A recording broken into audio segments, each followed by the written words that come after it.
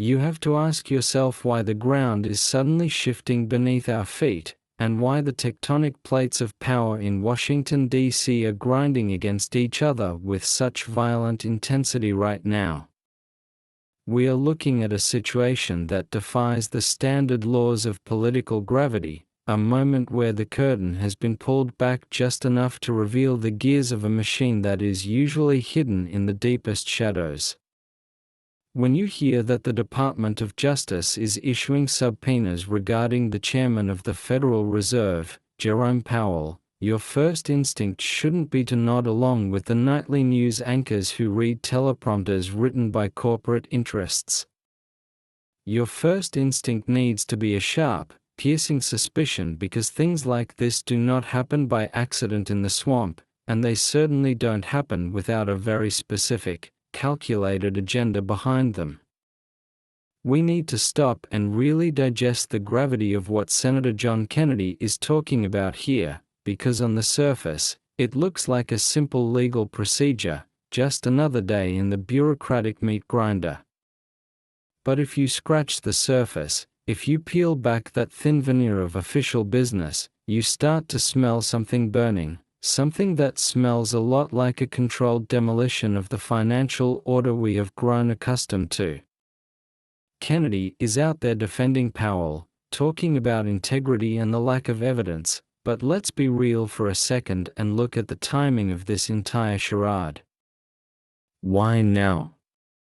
Why, at a moment when the global economy is balancing on the edge of a razor blade, does the executive branch decide to launch a torpedo at the captain of the ship?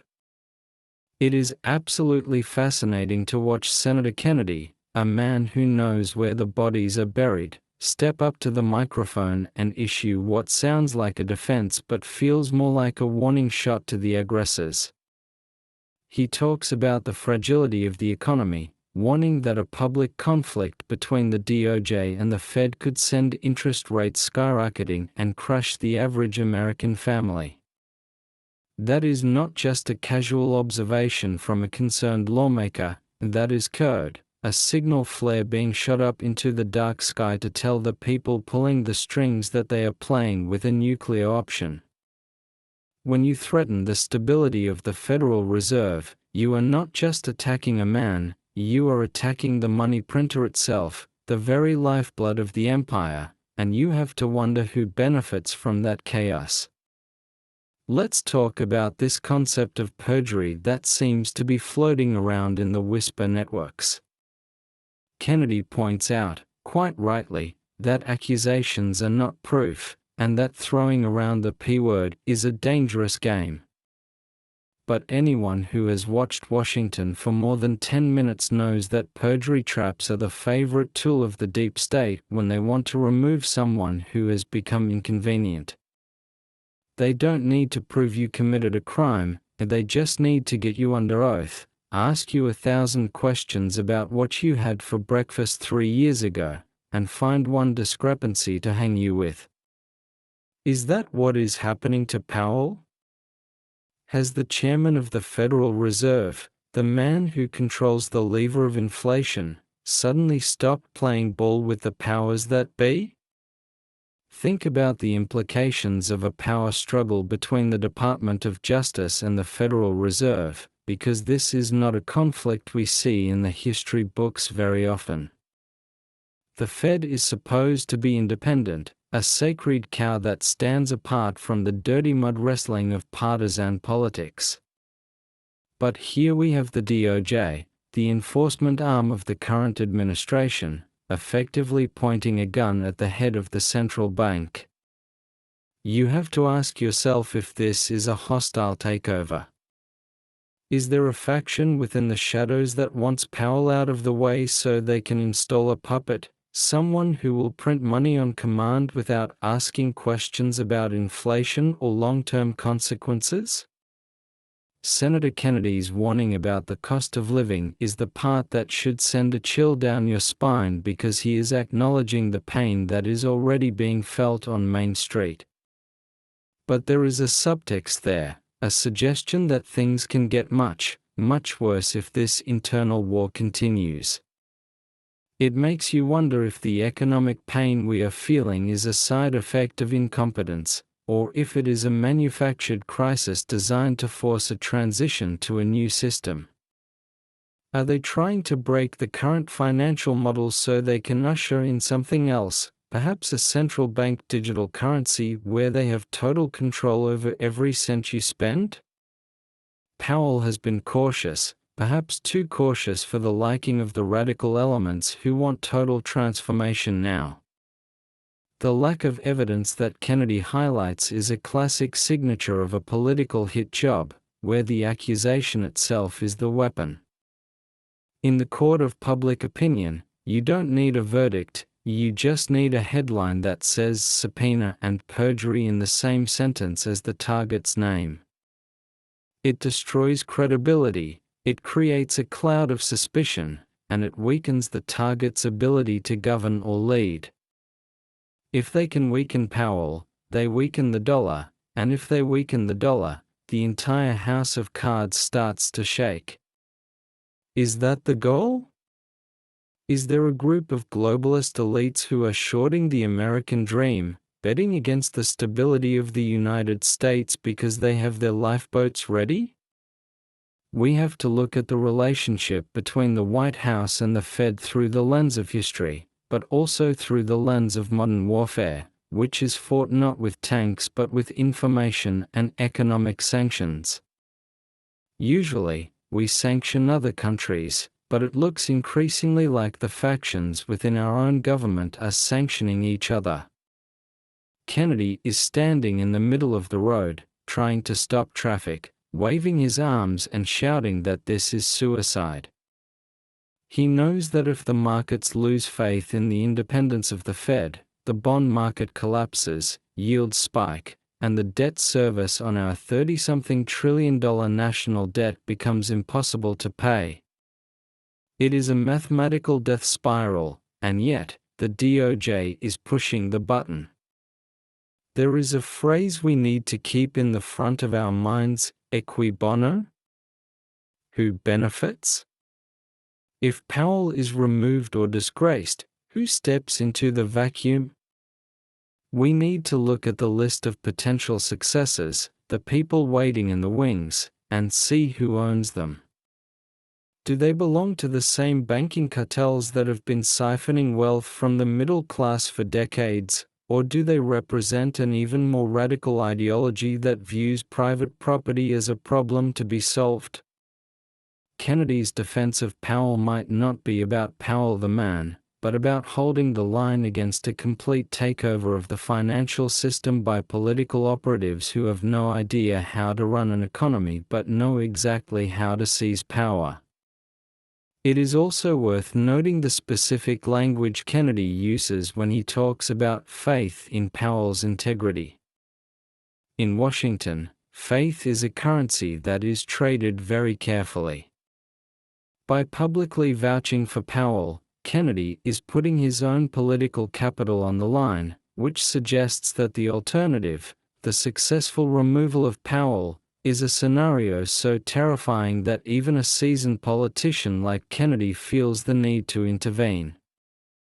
He is trying to act as a heat shield, absorbing the re-entry fire to protect the institution, but one man can only do so much against a coordinated institutional attack. Let's go deeper into the perjury narrative because it is the thread that threatens to unravel the whole sweater. What could they possibly be accusing him of lying about? Is it about interest rate projections? Is it about the bank failures we saw a while back? Or is it something darker, something related to the massive transfers of wealth that occurred during the last few years under the guise of emergency measures? If they are trying to pin Powell for lying, it means they have leverage, or they think they do. And when the most powerful banker in the world is being blackmailed or coerced by his own government, you know the system is fractured beyond repair. The silence from the mainstream media on the deeper implications of this is deafening, which is exactly why we have to talk about it. They will report the subpoena as a matter of fact, a dry legal update, but they won't connect the dots. They won't tell you that a destabilized Fed means your 401k evaporates. They won't tell you that this infighting is a symptom of a ruling class that has turned on itself because there are no more spoils left to divide. It is the behavior of sharks in a tank. When the food runs out, they start eating each other. Kennedy is watching the feeding frenzy and trying to remind everyone that if they break the tank, everyone dies. We also have to consider the possibility that this is all theater, a good cop, bad cop routine designed to distract us from something else. While we are all focused on the drama between the DOJ and the Fed, what is slipping through Congress unnoticed? What executive orders are being signed? What new wars are being funded?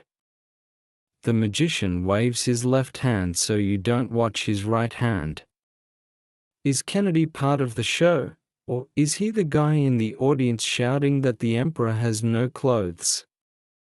His warnings about the cost of living suggest he is genuinely worried about the backlash from the voters, because when people can't afford bread, they don't care about subpoenas, they care about survival. But let's assume for a moment that this is real, that the knives are actually out. This suggests a level of desperation in the executive branch that is unprecedented. Usually, the president and the Fed chair have a polite, if tense, relationship. They meet for breakfast, they discuss policy, they coordinate. For the DOJ to get involved means the diplomatic channels have failed. It means the velvet glove has come off and the iron fist is exposed. They are trying to criminalize monetary policy. Think about that. If you can threaten a central banker with jail time for making a decision you don't like, you have effectively ended the independence of the central bank. You have turned the printing press into a political weapon. This is the kind of stuff that happens in banana republics, not in the world's reserve currency issuer. And that is the terrifying realization that Kennedy is dancing around. He can't come out and say, we are becoming a third world dictatorship, so he says this will destabilize the economy. He uses polite Senate language to describe a catastrophic institutional collapse. He talks about rising cost of living instead of hyperinflationary depression. He is translating the horror of the situation into acceptable soundbites, but those of us with ears to hear can understand the message. The firewall is breaching. The question of evidence remains the smoking gun here. If they had a solid case, they would lead with it. They would leak the documents to their friends at the New York Times and the Washington Post. The fact that Kennedy is saying there are accusations without evidence suggests that this is a fishing expedition. They are casting a net hoping to catch a minnow that they can claim is a whale. It is lawfare, pure and simple. Using the law as a weapon of war to exhaust, bankrupt, and destroy your opponent. And if they can do it to the chairman of the Federal Reserve, imagine what they can do to you. We are watching a high-stakes poker game where the chips are your savings, your pension, and the future of your children. Kennedy is sitting at the table, trying to keep everyone calm, but the guy across from him is holding a grenade under the table. The DOJ isn't just investigating, and they are sending a message to every other institution in Washington, fall in line or prepare to be investigated. It is a consolidation of power that should terrify anyone who believes in checks and balances. The separation of powers is dissolving before our eyes, replaced by a singular, monolithic force that tolerates no dissent. And what about the markets? The markets are skittish animals. They run on confidence. Kennedy knows that if you spook the herd, the stampede will trample everything in its path. He is trying to soothe the beast, but the DOJ is firing pistols in the air. You have to wonder if the crash is the objective. There is a theory, darker than the rest, that says the only way to reset the debt is to inflate it away or default on it, and both of those options require a crisis. Are they engineering the crisis that will allow them to say, the old system failed, here is the new solution? And will that solution involve you owning nothing and being happy about it? The subpoenas are just the first shot. The real battle is for control of the narrative and control of the currency. Kennedy is a soldier in this war, perhaps one of the last few who remembers how the system was supposed to work. But he is up against a machine that has forgotten history and cares only about power. As we watch this unfold, we need to be vigilant. We need to watch not just what they say, but what they do. Watch the yields on the 10-year Treasury. Watch the price of gold. Watch the frantic movements of the insiders. Because while they are arguing about perjury and subpoenas, the foundation of the house is cracking, and we are the ones living inside it. We need to pivot now and look at the mechanic under the hood, because Senator Kennedy didn't just drop the word fragile to sound poetic. He used it because he knows the structural integrity of the entire American financial system is currently held together by duct tape, prayer, and the sheer willpower of the printing press. When he warns that a conflict between the executive branch and the Fed will destabilize the economy, he is putting it mildly. He is talking about a confidence crisis that could trigger a run on the dollar itself. And here is where the rabbit hole gets truly dark. What if that destabilization isn't an accidental side effect? What if it is a feature, not a bug? There is a school of thought, often dismissed by the talking heads on cable news, that suggests the only way to usher in a new digital financial order, the so-called central bank digital currency or CBDC, is to first burn the old system to the ground. You cannot build a new skyscraper on a lot that is already occupied. You have to demolish the existing structure first. Jerome Powell, for all his faults, is an institutionalist. He represents the old guard, the traditional banking system, the status quo of the Federal Reserve Note. Is it possible, just possible, that he is standing in the way of a more radical transformation? Is he dragging his feet on the implementation of a fully programmable currency that gives the government total surveillance over your transactions? If Powell is the roadblock to the great reset of our monetary system, then the DOJ subpoenas make perfect sense. They are the wrecking ball. They are designed to bully him into submission or force him to resign so that a true believer, a technocratic zealot, can take the helm. Imagine a Fed chair who doesn't care about market stability but cares only about implementing social engineering through monetary policy. A chair who says, "We will cut off your access to banking if you don't meet our carbon footprint standards," or "We will expire your digital dollars if you don't spend them fast enough." That is the nightmare scenario, and Kennedy, wittingly or unwittingly, is the man standing at the gate trying to keep the barbarian out. Let's look at the rising cost of living that Kennedy mentions. He frames it as a potential consequence of this infighting, but we all know it is already here. Inflation is not a weather event, it is a policy choice.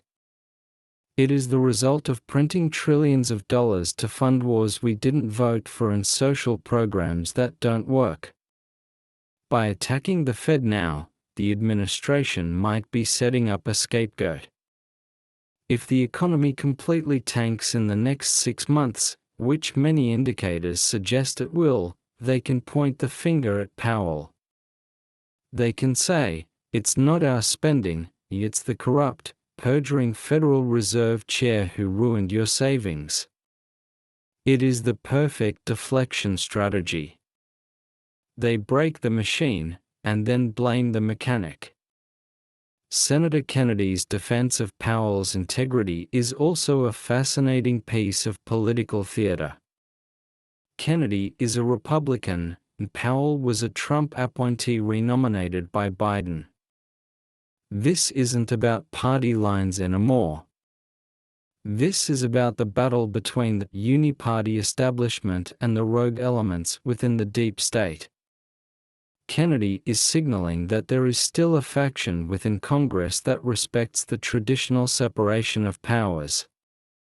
But how much power do they really have? The DOJ has become a leviathan, a monster that answers to no one. When they can threaten the master of the money supply, it proves that the Department of Justice has become the Department of Just Us, just them, the elite, doing whatever they want to maintain control. We also have to talk about the geopolitical timing. Look at what is happening with the BRICS nations.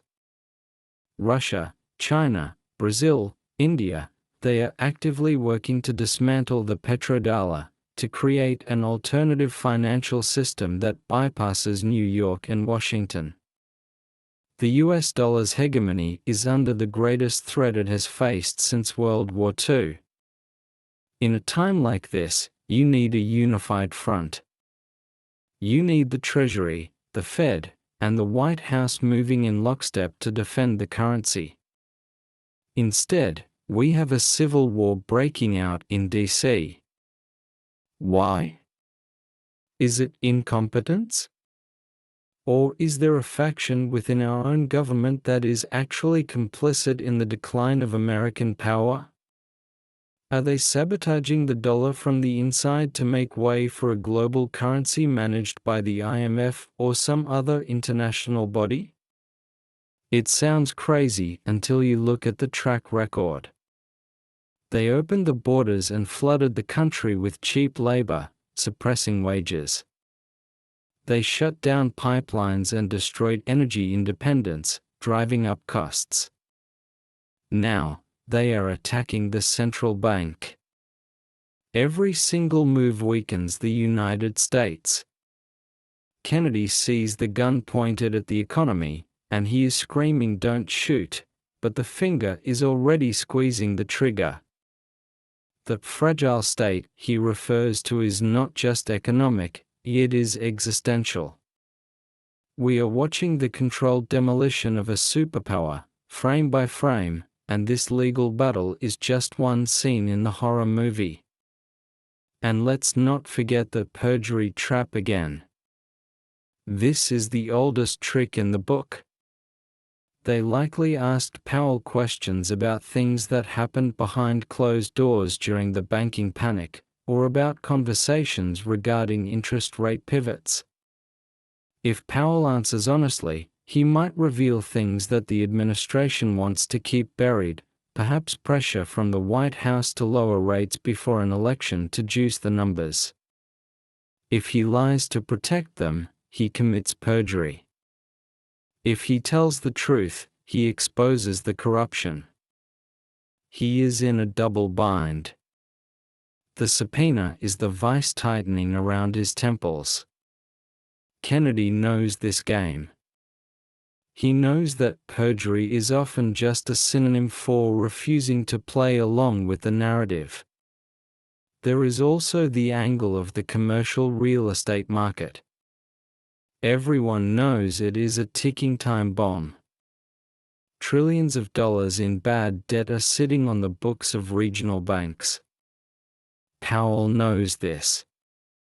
He knows that if he keeps rates high, those banks fail. If he cuts rates, inflation roars back and eats the poor alive. He is walking a tightrope over a pit of alligators. The administration might want him to cut rates now, damn the inflation, just to keep the illusion of prosperity going until the next election cycle is secured. If Powell is refusing to cut because he knows it will destroy the dollar long term, then he becomes an enemy of the immediate political agenda. The DOJ is the whip used to force the horse to gallop until its heart explodes. Senator Kennedy warns that this conflict leads to higher interest rates. Think about what that means for the national debt. We are paying over $1 trillion a year just in interest payments now. If rates go higher because of a loss of faith in the Fed, the US government becomes insolvent. We literally cannot afford to pay our bills. Is it possible that the people pushing these subpoenas simply do not understand basic math? Or do they understand it perfectly well, and they are intentionally driving the car off the cliff? Chaos creates opportunity. When a government goes bankrupt, it seizes assets. It seizes pensions. It resets the rules. This brings us back to the concept of sovereignty. Kennedy used the word citizens at the end of his statement, protecting citizens from a rising cost of living. But the modern political machine doesn't view us as citizens, it views us as tax cattle. The conflict between the DOJ and the Fed is a dispute over who gets to hold the cattle prod. Powell, for all his flaws, is at least somewhat beholden to market forces. The DOJ is beholden only to political power. If the Fed loses its independence, the last check on the government's ability to print your wealth away is gone.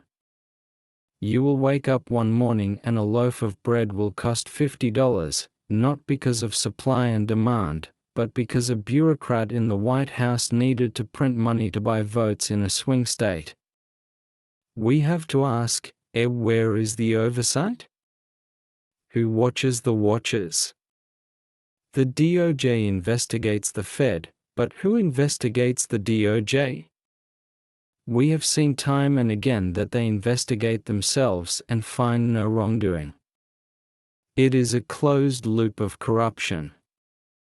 Kennedy is speaking out in a public forum, using the Senate floor, or a committee hearing, to get this on the record, which tells me he believes the internal channels are broken.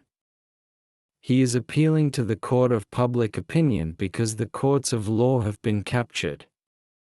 He is hoping that if enough people understand the danger, the pressure will force the DOJ to back down. But do they care about public opinion anymore?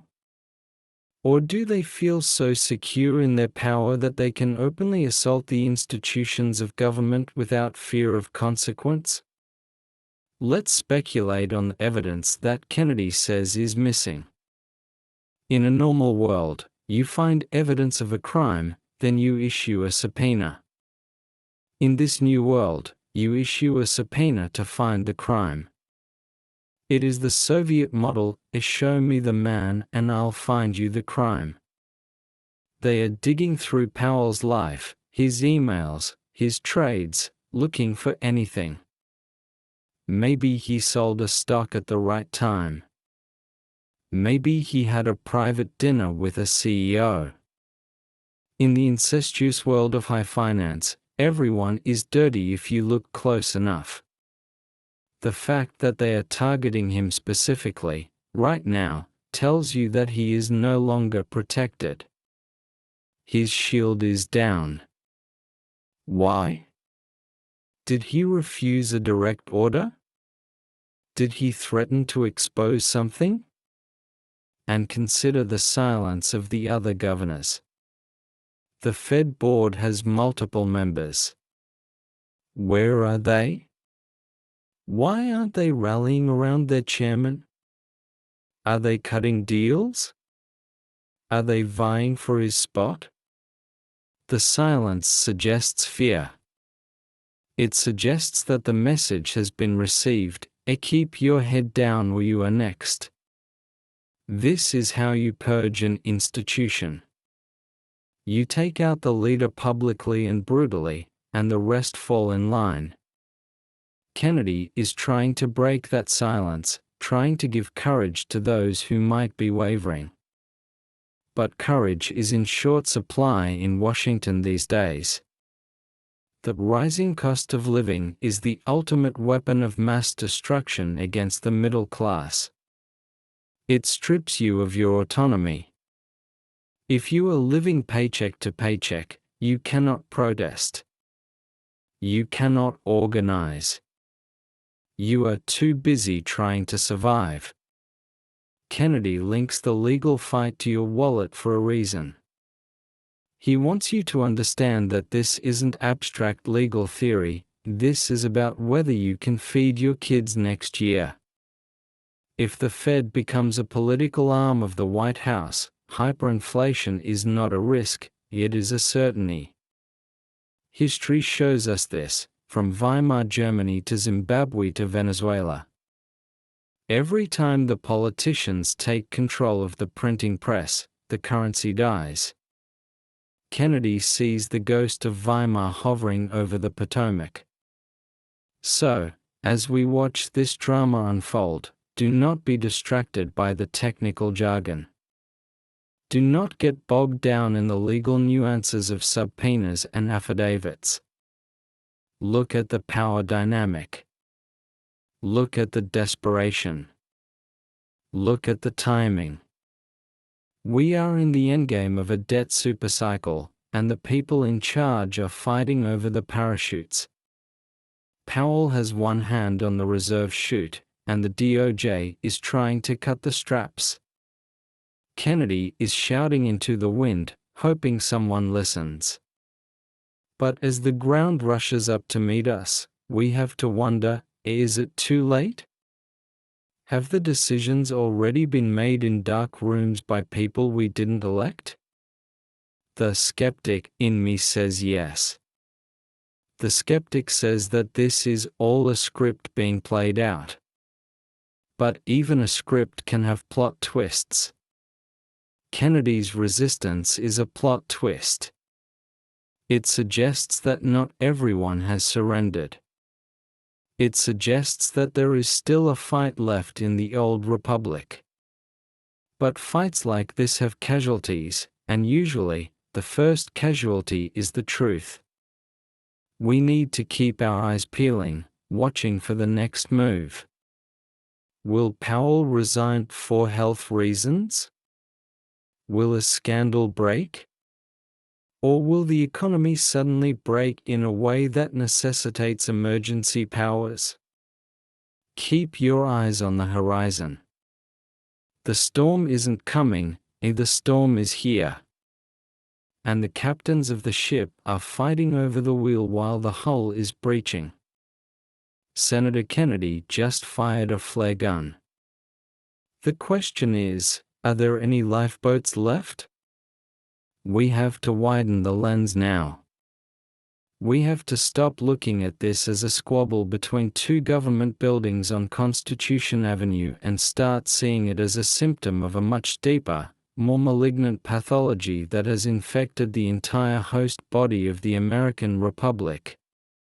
When Senator Kennedy talks about the danger of political infighting destabilizing the economy, he is essentially admitting that our economy is no longer based on production, innovation, or hard work.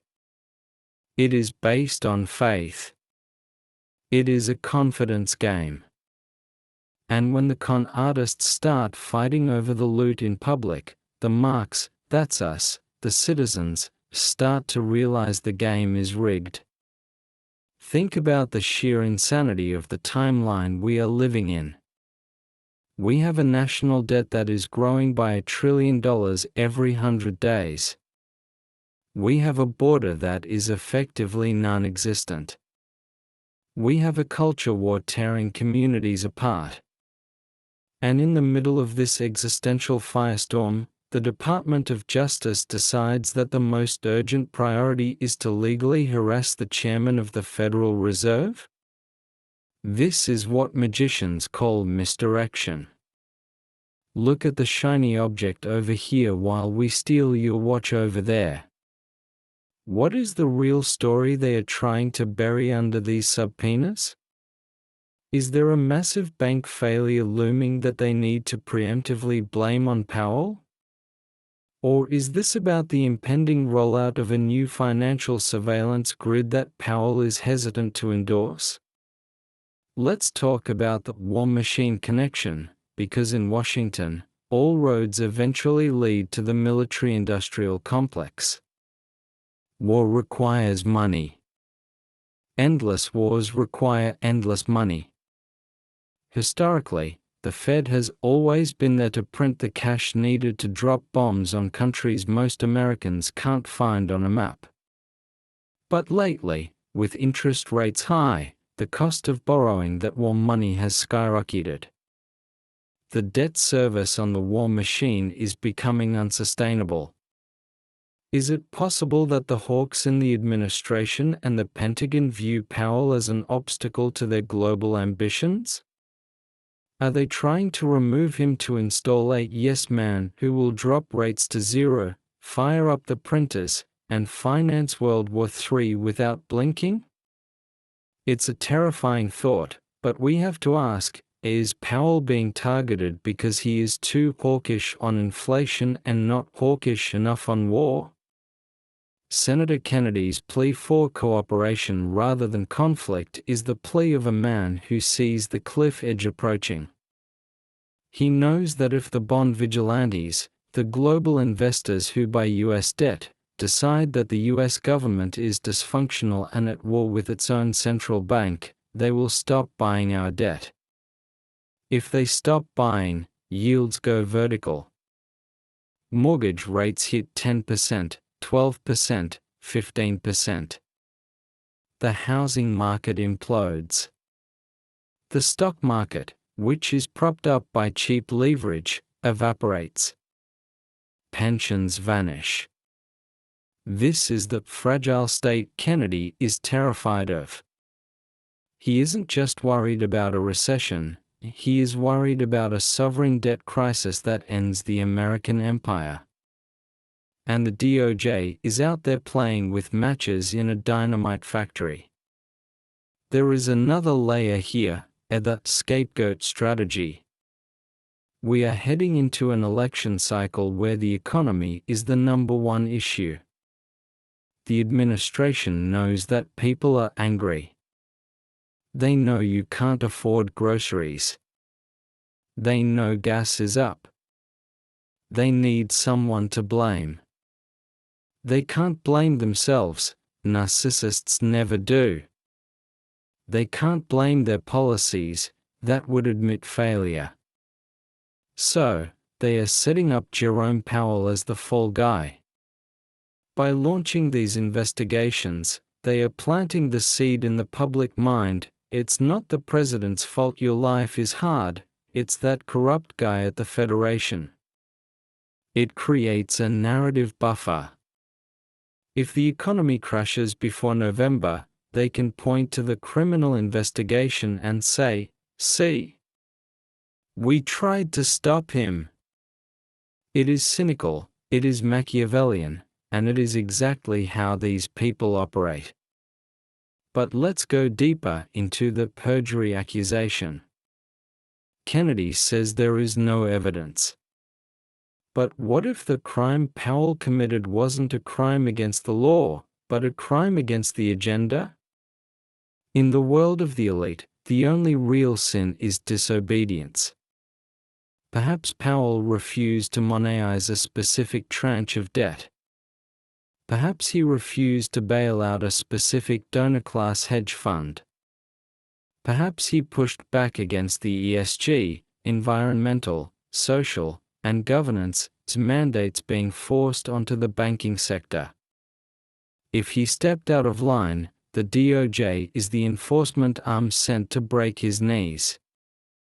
This isn't justice, it's a mob hit with a government seal. And why is Kennedy the only one making noise? Where are the other fiscal conservatives? Where are the Democrats who claim to care about institutional norms? Their silence is complicity. It suggests that the order has gone out from the top, Powell is done. Let him burn. Kennedy might be the only one off the leash, or maybe he is playing his role in the drama to make it look like there is still a debate. We have to be skeptical of everyone, even the ones telling us what we want to hear. Is Kennedy's defense genuine, or is he just trying to prevent a market panic that would hurt his own donors? We hope it's the former, but we must prepare for the latter. Let's connect this to the great wealth transfer. During the pandemic, we saw the largest transfer of wealth from the middle class to the billionaire class in human history. Small businesses were crushed, and megacorporations thrived. Now, we are in Phase 2. Phase 2 is about asset seizure. High interest rates crush the little guy who has a variable rate mortgage or credit card debt. They default. The banks, or the private equity firms that own the banks, scoop up the assets for pennies on the dollar. If the DOJ destabilizes the Fed and causes a panic, that process accelerates. The instability Kennedy warns about is actually a shopping spree for the elites. They want the crash because they have the cash to buy the wreckage. We also have to consider the psychological impact on the American psyche. When you see the highest law enforcement agency attacking the highest financial authority, it destroys your trust in the system. It creates a sense of lawlessness. It makes you feel like no one is in charge, or worse, that the people in charge are lunatics. This demoralization is a key tactic in subversion. A demoralized population doesn't fight back. They just want it to stop. They become willing to accept any solution, even a tyrannical one, just to restore order. Is this chaos being engineered to make us beg for the iron fist? Kennedy mentions absolute proof being required for such serious claims. He is appealing to the old standards of American jurisprudence, innocent until proven guilty, burden of proof on the accuser.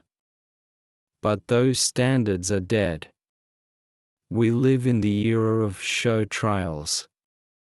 The process is the punishment. Just having the subpoena hanging over his head weakens Powell. It distracts him.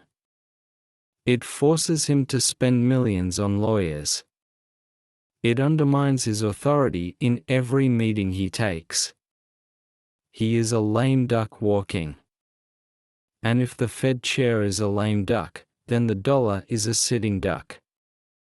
The rising cost of living is the most visceral part of this. Kennedy knows that inflation is a tax that you can't vote against.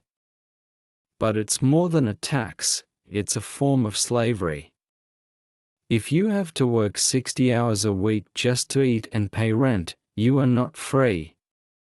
You are a serf. And if the government destroys the currency through incompetence or malice, they are tightening the chains. The fight over the Fed is a fight over who holds the key to those chains. The DOJ wants that key.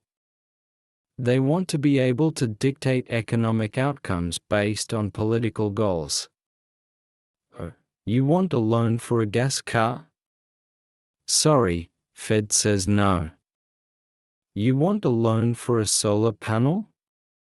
Here is 0% interest. That is the world they are building, a command economy disguised as capitalism. We should also look at the international reaction. What is China thinking right now? They are watching the US government eat itself. They are laughing. They see this as proof that the American system is failing. It emboldens them to move on Taiwan. It emboldens them to dump US treasuries. The destabilization Kennedy speaks of doesn't stop at the border. It invites aggression from our adversaries. A weak America is a dangerous world. By attacking Powell, the administration is projecting weakness on a global stage. They are showing the world that the US House is divided and cannot stand. There is a theory called the Cloward-Piven strategy, which involves overloading the system with so much stress, debt, entitlements, crises, that it collapses, paving the way for a socialist reset. Doesn't this feel like that? Overload the border. Overload the debt. Overload the justice system. And now, overload the central bank. It feels coordinated. It feels like a controlled demolition where the charges are being detonated one by one. Kennedy is the guy pointing at the explosives and yelling, but the countdown is already running. Let's not forget the role of the shadow banks, BlackRock, Vanguard, State Street. These massive asset managers hold more power than the Fed in many ways. Are they pulling the strings here? Do they want Powell out? Maybe Powell's policies are hurting their ESG scores or their leveraged positions. If the corporate oligarchy wants a change in monetary policy, they don't ask nicely. They use their captured government agencies to force the change. The DOJ might just be the hired muscle for the real power players who operate from the boardrooms of New York and Davos. Protecting citizens, says Kennedy. It sounds nice. But in the eyes of the deep state, citizens are a nuisance. We consume resources. We complain. We vote, sometimes. They would prefer a population of dependents. A population that relies on the government for food, housing, and healthcare is a population that can be controlled. An independent middle class with savings and property is a threat. Inflation destroys the middle class. Instability destroys savings. So, if the goal is control, then everything the DOJ is doing makes perfect sense. They are not trying to protect you from the Fed, they are trying to break the only thing standing between you and total dependency. We are witnessing an institutional cannibalism. The system is so corrupt, so bloated, and so desperate for resources that the organs of the state are attacking each other. The immune system has turned on the body. This is the terminal phase of an empire. When the Praetorian Guard, the DOJ, attacks the Treasury, the Fed, Caesar is in trouble. Kennedy knows his history. He knows how Rome fell. It didn't fall to barbarians initially, it fell to internal rot, debasement of the currency, and political infighting. He sees the parallels, and he is trying to sound the alarm. But here is the ultimate question for the skeptic: what if Kennedy is wrong? What if Powell is actually guilty of something horrific? What if the corruption at the Fed is so bad that even the corrupt DOJ had to step in? That is the beauty of the confusion they create. We don't know who to trust. We don't know if Powell is the victim or the villain. We don't know if the DOJ is the aggressor or the cleaner. This state of confusion is weaponized. It keeps us paralyzed. We argue amongst ourselves while they loot the vault. So, as we stare into this abyss, remember that this is not about a subpoena. This is not about a legal technicality. This is about the future of your money, your freedom, and your country. The war has moved from the battlefield to the bank account.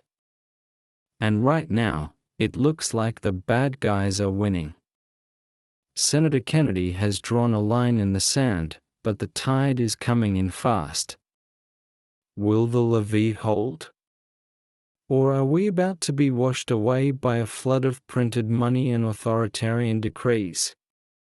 Stay tuned, because in the final part of this hour, we are going to talk about what you can do to prepare. We are going to discuss how to insulate yourself from this madness, how to see through the fog of war, and how to survive the crash that they seem so determined to engineer. The system may be breaking, but you don't have to break with it. We have spent the last 45 minutes peeling back the layers of this onion, and what we have found at the center is enough to make you weep for the future of this republic. Senator Kennedy's warning about the conflict between the DOJ and the Federal Reserve is not just a soundbite, it is the canary in the coal mine. It is the final gasp of an old system before it is suffocated by the new order. The fact that the executive branch is willing to risk a total economic collapse just to score a political win, or perhaps to force a systemic reset, should tell you everything you need to know about their priorities. They do not care about your 401k. They do not care about the price of milk. They care about power, absolute and unchecked. Let's talk about the endgame. What happens if the DOJ wins? What happens if they manage to drag Jerome Powell through the mud, stick a perjury charge on him, and force him out? The market reaction will be immediate and violent, but the long-term consequence is what you need to fear. A captured Federal Reserve means the end of sound money. It means the dollar becomes nothing more than a coupon issued by the ruling party, with its value determined by how well you obey. We are looking at the potential weaponization of your bank account. If the central bank loses its independence, there is no firewall between the politician's whim and your wallet. Kennedy used the word fragile. Let that word echo in your mind. A United States Senator, privy to classified briefings and backroom deals, described the U.S. economy as fragile. He didn't say strong but challenged. He didn't say resilient. He said fragile. That is code for insolvent. That is code for broke. The only reason the lights are still on is because they keep printing money to pay the electric bill. But you can't print productivity. You can't print trust. And you certainly can't print your way out of a crisis of confidence. When the world realizes that the US government is at war with its own central banker, the confidence evaporates. The emperor has no clothes, and he is fighting with his tailor. This brings us to the looming specter of the central bank digital currency, CBDC. I have mentioned it before, but it bears repeating because it is the linchpin of the globalist agenda. Cash represents freedom. Cash is anonymous. Cash is private. They hate cash. They want a system where every transaction is tracked, traced, and approved. Is Powell a holdout? Is he resisting the rapid implementation of FedNow or a digital dollar? If he is, then he is an obstacle to the surveillance state. Removing him clears the path for a compliant technocrat who will usher in the era of programmable money. Money that expires. Money that can only be spent on approved goods. money that can be turned off if your social credit score drops too low. This legal attack feels like a bulldozer clearing the ground for a digital prison. The media, of course, is playing its part beautifully. They will focus on the legal drama. They will bring on legal experts to dissect the subpoenas. They will talk about accountability. It is all noise. It is all smoke and mirrors designed to keep you from looking at the man behind the curtain. They won't tell you that the banks are sitting on unrealized losses that exceed their equity. They won't tell you that the commercial real estate market is a black hole. They want you focused on the soap opera of DOJ versus Powell so you don't notice that the ship is taking on water. Kennedy is trying to shout iceberg, but the band plays on. So, what do you do? That is the question every awake individual must answer.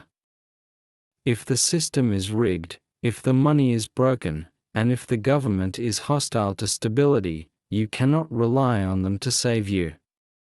You must become your own central bank. This means getting out of the system. It means holding assets that have no counterparty risk. Gold, silver, land. Things that are real. Things that cannot be subpoenaed into non-existence. Things that cannot be inflated away by a bureaucrat with a keyboard. Kennedy's warning is a signal to exit the burning theater while the exits are still open. We also need to consider the possibility of a cyber polygon-style event. If the DOJ attack fails to remove Powell, or if the markets don't crash fast enough for their liking, what is the next card they play? A cyber attack on the financial infrastructure? A sudden glitch that wipes out debt but also wipes out savings? It sounds like science fiction, but look around you. We are living in a world where pipelines are hacked, food processing plants burn down, and trains derail with alarming frequency. Chaos is the ladder they climb. A financial blackout would provide the perfect excuse to nationalize the banks and introduce the digital solution they have had waiting in the wings. Senator Kennedy's appeal to cooperation is noble, but it is naive. You cannot cooperate with a predator. You cannot negotiate with a cancer. The elements within the deep state that are pushing this agenda are not interested in the well-being of the nation, they are interested in the consolidation of global power. They view the United States not as a homeland, but as an economic zone to be looted. Powell is just a manager of that zone who has become inconvenient. Kennedy is a legacy politician trying to uphold rules that no longer exist. The game has changed. The board has been flipped. Protecting citizens from a rising cost of living. Let's translate that one last time. He means protecting you from starvation. He means protecting you from homelessness. He means protecting you from the kind of poverty that leads to riots in the streets. He sees the social unrest coming. He knows that hungry people are dangerous people. The DOJ, in their arrogance, thinks they can control the outcome. They think they can break the Fed and still keep the populace in line. They are playing with fire in a room full of gasoline. The timing of this is also crucial relative to the election. They need the economy to appear functional until the votes are counted, or fortified. But the math isn't working. The debt is too high. The interest payments are swallowing the budget. They might have decided that a controlled crash now is better than an uncontrolled crash later. Or perhaps they want to crash it now to blame the current circumstances on institutional corruption at the Fed, thereby washing their hands of the mess they created. It wasn't our spending, they will say. It was the Fed's mismanagement. It is the perfect alibi. You have to ask yourself, why is the DOJ so confident? They are issuing subpoenas to the most powerful financial institution on earth. That requires a level of backing that goes beyond just the Attorney General. Who is giving the orders? Is it the donors? The World Economic Forum? The intelligence agencies? The merging of the state, the corporate sector, and the intelligence apparatus is complete. We are living in a corporatist oligarchy where the law is applied selectively to punish enemies and protect friends. Powell, it seems, has lost his friend status. As we wrap up this hour, I want you to look at your own situation. Are you dependent on the system? Do you have debt? Are your savings entirely in fiat currency? If the answer is yes, you are vulnerable. Senator Kennedy has given you a gift. He has given you a warning. He has flashed the red light. Do not ignore it. Do not assume that it can't happen here. It is happening here. The institutions are crumbling. The rule of law is a joke. The economy is a Ponzi scheme running on fumes. The fight between the DOJ and the Fed is not a legal battle, it is a battle for the soul of America. It is a battle between the remnants of the old republic and the encroaching tyranny of the administrative state. If the Fed falls, the last domino tips. We enter a new dark age of financial feudalism. Kennedy knows it. The markets know it. And now, you know it. So, turn off the mainstream news. Stop listening to the lies. Look at the data. Follow the money. Trust your gut. The storm isn't just on the horizon, it is pounding at the door. They are tearing down the house to build a prison. Don't be inside when the roof collapses. This has been a deep dive into the hidden war in Washington. We will keep watching. We will keep digging. And we will keep telling you the truth that they don't want you to hear. Because in a world of universal deceit, telling the truth is a revolutionary act. Stay safe, stay skeptical, and keep your powder dry.